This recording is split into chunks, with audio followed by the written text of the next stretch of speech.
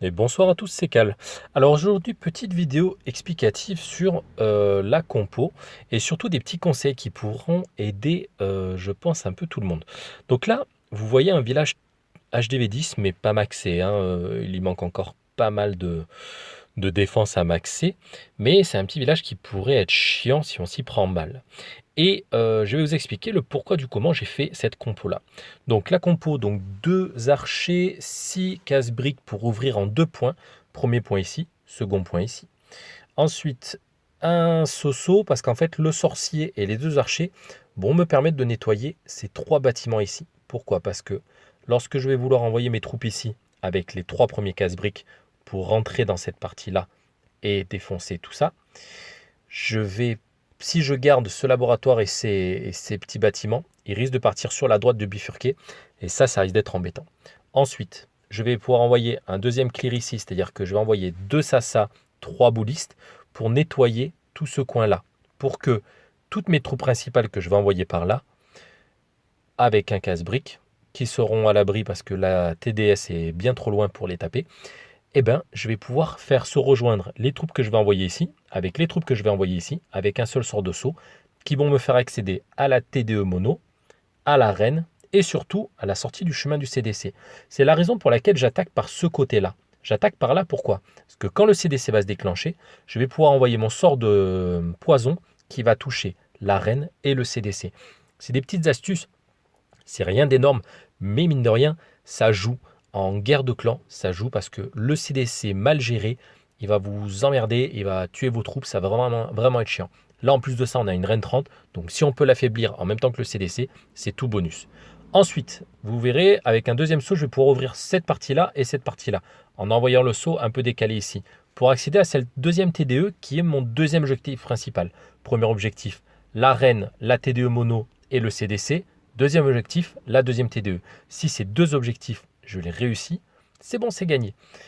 La TDE, vous verrez que je vais la geler. Et vous allez remarquer que à la fin du gel, je vais déclencher mon roi, malgré que le roi ne sera pas trop bas en vie. Mais en fait, le déclenchement du roi, c'est fait exprès parce qu'il va tous les barbares qu'il va créer, ils vont être fixés par la TDE, ce qui va permettre à mes boulistes qui vont arriver ensuite derrière avec mes sorcières de pouvoir tout démonter. Et donc, je lance la vidéo, vous allez voir. C'est plus facile quand c'est lancé en direct. Donc là, je nettoie ici avec simplement ces 3 petites troupes qui ne m'ont pas coûté cher. De suite après, on part de l'autre côté. Donc les 2 sasa, les 3 boulistes. Pourquoi les 2 sasa puis les 3 boulistes? Simplement pour que les sorcières aient le temps de créer assez de squelettes pour protéger vos 3 petits boulistes. Là-haut, on envoie 2 sasa, 3 boulistes et de suite les 3 casse-briques. Et vous voyez, ça rentre exactement là où je veux. On envoie le golem avec le gardien, tous les boulistes en ligne, là où je veux qu'ils rentrent, les sorcières, les casse-briques, le roi, la reine, et c'est parti. On peut envoyer le sort de saut. Tout ce beau monde va se retrouver, va être attiré par la reine. C'est parfait, c'est ce que je veux. La TDE, elle tombe, c'est parfait. Le CDE se déclenche, je lance le poison. Tout va bien, je protège tout le monde avec le gardien et je soigne en même temps. Ça, je le fais souvent. Je protège avec le gardien. Au moment où je lance la protection du gardien, je balance souvent un soin, histoire que tout le monde puisse se requinquer. Et là, je balance mon deuxième saut pour attirer un peu tout le monde. Je gèle la fameuse TDE qui est la plus embêtante en réalité sur ce village, c'est celle-là qui m'embête. Et vous allez voir qu'au moment où elle va s'enlever, je vais déclencher mon roi. J'ai déclenché mon roi comme ça.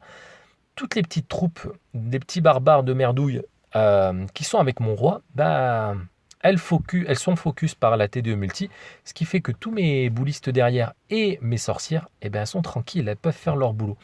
Je ne demande pas à mon roi de finir la bataille, je demande surtout à mes boulistes et à mes sorcières de rester en vie. Et c'est ça qui est important. Vous voyez, j'ai le sort de la reine qui est encore dispo. Je le garde tant que j'ai encore ces défenses qui ne sont pas tombées. Dès qu'elles vont tomber, vous allez voir, je vais lancer le sort de la reine juste pour gagner du temps.